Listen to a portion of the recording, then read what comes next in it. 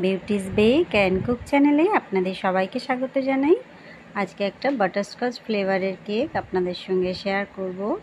কেকটা ছিল আমার 1 পাউন্ডের। আমি কেক স্পঞ্জটা প্রথমে রেডি করে নিচ্ছি। উপরের অংশটা আমি কেটে সবসময় বাদ দিয়ে দিই। এইবারে টার্ন টেবিলটা আমি ঘোরাতে ঘোরাতে এটা 3টে লেয়ারে কেটে নিচ্ছি। এইভাবে কাটলে প্রতিটা লেয়ার সমানভাবে কেটে যাবে, কোনো রকম অসুবিধা হবে না। আমি এখানে কিছুটা প্লেন জল দিয়ে কেকটা ভিজিয়ে নিচ্ছি হালকা করে, খুব বেশি আমি জল ইউজ করব না।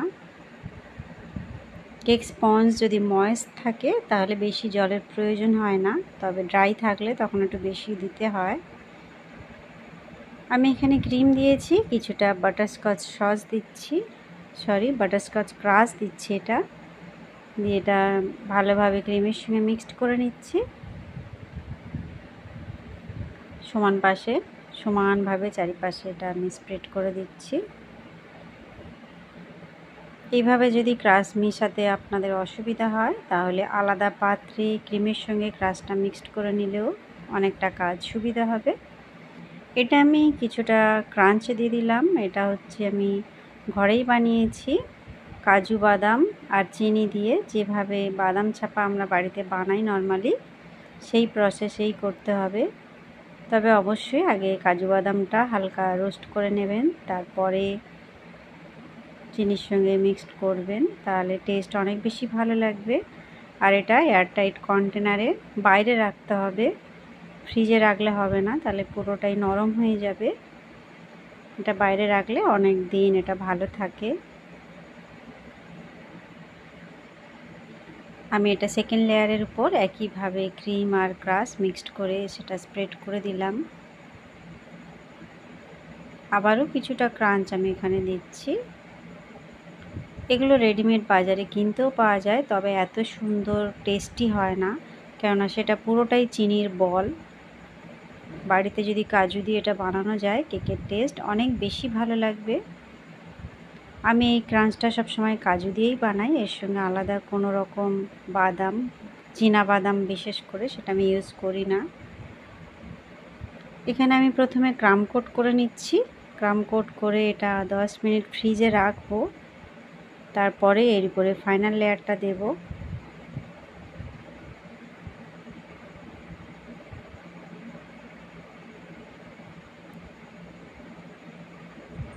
সবসময় চেষ্টা করবেন এইভাবে ক্রাম কোট করে আগে ফ্রিজে একটু ঠান্ডা করে নিতে।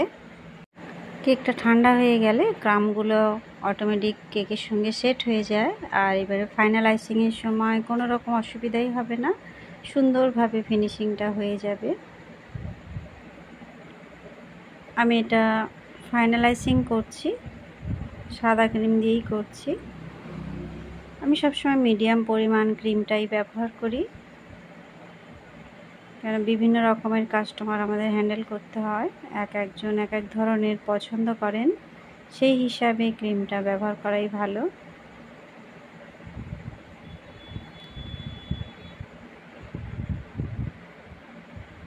এই ফাইনাল আইসিংয়ের সময় একটু টাইম নিয়েই করতে হবে আইসিংটা, নইলে কেকটা দেখতে ভালো হবে না, আর তাড়াহুড়োতে অনেক সময় কেকটা খারাপও হয়ে যেতে পারে।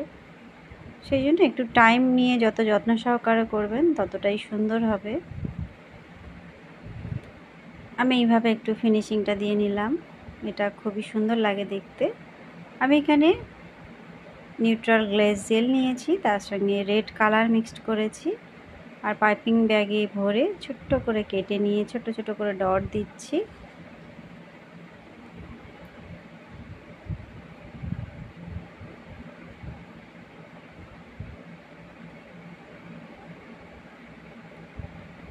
জেল দিয়ে কাজ করলে কেকের লুকটাই পুরো পাল্টে যায়, তবে সব কাস্টমার আবার জেল পছন্দ করেন না, সেই কারণে একটু অসুবিধাই হয়ে যায় মাঝে মধ্যে, কেননা সবার চয়েসটা বুঝে ওঠা সম্ভব নয়। এইটা হচ্ছে জেলের সঙ্গে আমি গ্রিন কালার মিক্সড করেছি। আমি যে রেডটা দিয়েছিলাম একটা স্টিক দিয়ে সেটা টেনে দিয়েছি, নিশ্চয়ই খেয়াল করেছেন, যার ফলে এর একটু আলাদা রকম ডিজাইন হয়, একটু ছোট ছোট হার্ট শেপ আর কি, যেন সাইডের দিকে টানা মতো লাগে, দেখতে বেশ সুন্দরই লাগে। এবার এটা একটু অন্য স্টাইলে করছি, আমি ভেতর দিকটায় টেনে দিচ্ছি।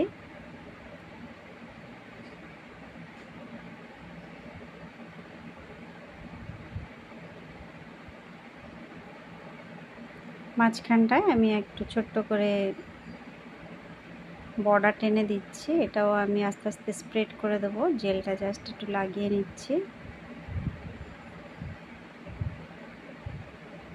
এবারে একটা প্যালেট নাইফ দিয়ে টেনে দিচ্ছি জেলটা, খুব আলতোভাবে করতে হবে, নচেত কেকটা খারাপ হয়ে যাবে।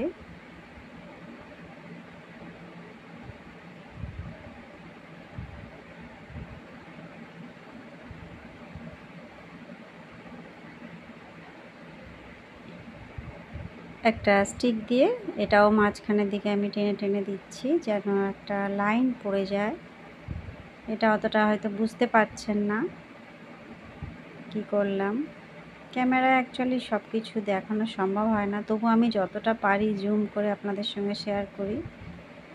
আচ্ছা, এখানটায় আমি ক্রিমের সঙ্গে ইয়েলো কালার মিক্স করেছি, আর এটা R11 নজেল দিয়ে আমি রোজগুলো বানাচ্ছি। প্রথমে কিন্তু আমি বেস বানিয়ে নিয়েছি, তারপরে রোজটা শুরু করেছি। এই নজেল দিয়ে রোজগুলো খুব সুন্দর লাগে দেখতে, পাপড়িগুলো একটু বেশি হয়, তবে গোলাপটা দেখতে বেশ সুন্দর লাগে। এই যে বেস বানিয়ে নিলাম, এইবার শুরু করছি। বেস না বানালে গোলাপগুলো রাখার সময় অসুবিধা হবে, এবং কত বড় গোলাপ করতে চাইছেন সেটাও খুব অসুবিধা হবে। সবসময় বেস বানিয়ে নিয়ে তারপরে গোলাপ করলে দেখতে ভালো লাগে।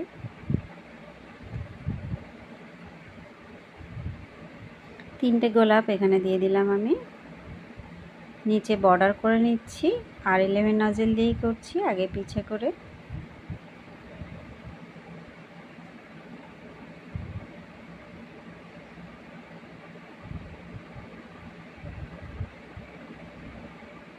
আমি নামটা সাইডে লিখে নিচ্ছি, এটা গানাশ দিয়ে লিখছি।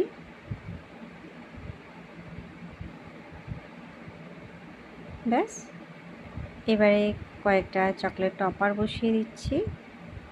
এইগুলো বানানো আমি আগেও আপনাদের সঙ্গে শেয়ার করেছি, তবে আবারও দেখাবো, যদি আপনাদের ডিমান্ড থাকে কমেন্ট বক্সে জানান। কেকের ফাইনাল লুক এইটা, কেমন লাগলো বন্ধুরা দেখুন। ভালো লাগলে অবশ্যই একটা লাইক করবেন, চ্যানেলটা সাবস্ক্রাইব করে রাখবেন। দেখা হবে নেক্সট ভিডিও, সবাই ভালো থাকবেন, বাই বাই।